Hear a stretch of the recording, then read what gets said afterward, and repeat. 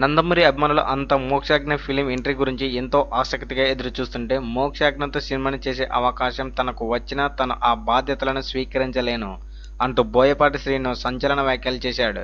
ఈరోజు ఒక ప్రముఖ తెలుగు దినపత్రికకు ఇచ్చిన ఇంటర్వ్యూలో తనకు మోక్షాజ్ఞ ఫిలిం ఎంట్రీపై ఎదురైన ప్రశ్నపై ఈ కామెంట్ చేశాడు. నందమూరి సింహం బాలకృష్ణ కొడుకు మోక్షాజ్ఞ సినిమా అనగానే అభిమానుల్లో ఊహకందని స్థాయిలో అంచనాలు ఉంటాయని, అలాంటి అంచనాల్లో తనకు చేరుకోగల శక్తి లేదు అంటూ తన ఆసక్తత వ్యక్తపరిచాడు.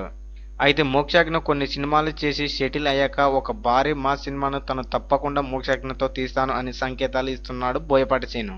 నేటి తరం ప్రేక్షకుల అభిరుచి ఎంత మారిపోయినా తన జీవితంలో చేయలేని చాలా పనులు వెండితెరపైకి హీరోలు చేస్తుంటే ఆనందిస్తూనే ఉంటారని, నిజ జీవితంలో ఒక అమ్మాయికి ధైర్యంగా ఐ లవ్ చెప్పలేని చాలామంది యూత్ సినిమాలలో హీరో హీరోయిన్స్ వెంటపడుతూ ఐ లవ్ యూ చెప్తున్న సన్నివేశాలు చూసి ఎంజాయ్ చేస్తారని కామెంట్ చేశాడు.